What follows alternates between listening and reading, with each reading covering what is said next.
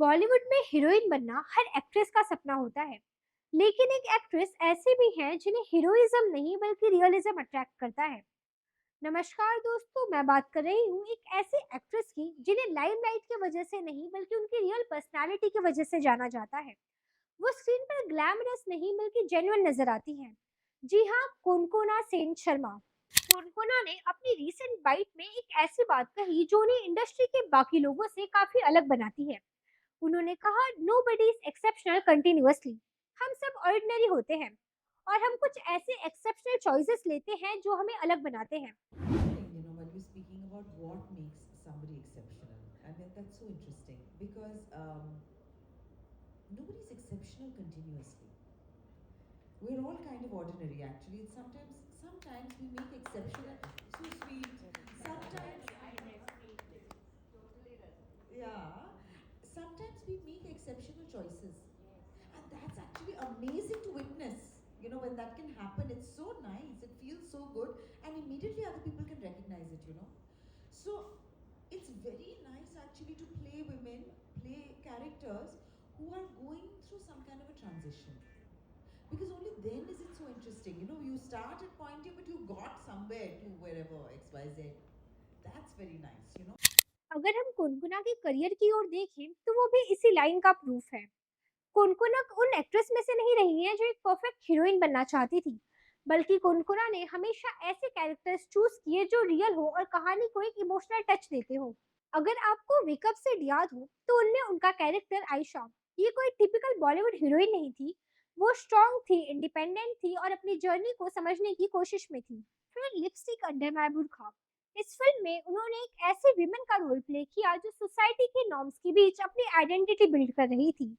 और ये सिर्फ एक नॉर्मल एक्टिंग नहीं थी बल्कि एक स्टेटमेंट था। और अ डेथ इन द गूंज, जिसका उन्होंने डायरेक्शन किया, और उसकी भी कहानी एक इमोशनल ट्रांजिशन की थी, एक इंसान के अंदर चल रहे इमोशनल स्ट्रगल की। कोनकोना कहती हैं कि उन्हें ऐसे रोल्स ज्यादा पसंद आते हैं जिसमें कैरेक्टर ट्रांसफॉर्मेशन हो रहा हो। जब एक इंसान कहीं से निकल कर कहीं पहुंचता है, ये जर्नी उन्हें ज्यादा एक्साइटिंग लगती है और इसीलिए वो हीरो उड़ता है, विलेन गिरता है जैसी फिल्म से कनेक्ट नहीं कर पाती। बट इसका मतलब ये नहीं कि वो एक्सपेरिमेंट के अगेंस्ट है। और उन्होंने एग्जाम्पल दिया सिनर्स का, एक ऐसी फिल्म जो फैंटेसी और वेम्पायर एलिमेंट्स के थ्रू एक सोशल मैसेज देती है, जो फिल्म रियल ना हो के भी एक स्ट्रॉन्ग स्टोरी टेलिंग और मेटाफॉर से कनेक्ट करती है। Outside factors. But you can make out even from a screenplay that if they've put a certain thought into it, if it's well crafted, so I'm okay with any genre.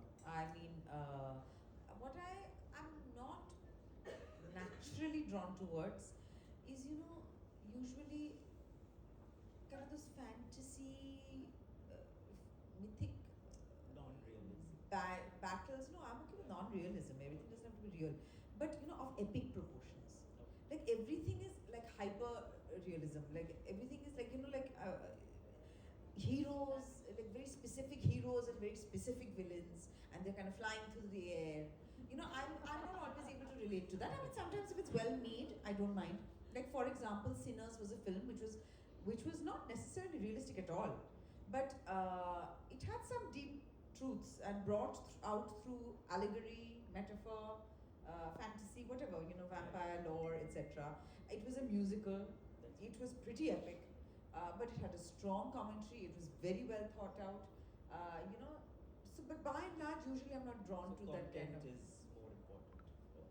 Yeah. और यही उनका core point है कि genre matter नहीं करता, content matter करता है।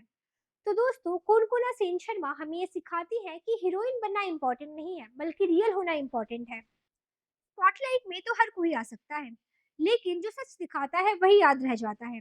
और एक्सेप्शनल बनना हमेशा जरूरी नहीं, लेकिन कभी-कभी एक्सेप्शनल चॉइसेस जरूर ले लेने चाहिए, क्योंकि वही हमें बाकियों से अलग बनाते हैं। और शायद इसीलिए कोनकोना एक स्टार नहीं बल्कि बेंचमार्क परफॉर्मर है। आपको ये वीडियो कैसे लगी कमेंट में ज़रूर बताइए। और भी ऐसे अपडेट्स के लिए चैनल को सब्सक्राइब करना ना भूलें। मैं हूँ राधिका, कैमरा सहयोगी प्रीत के साथ आप देख रहे हैं होम बॉलीवुड।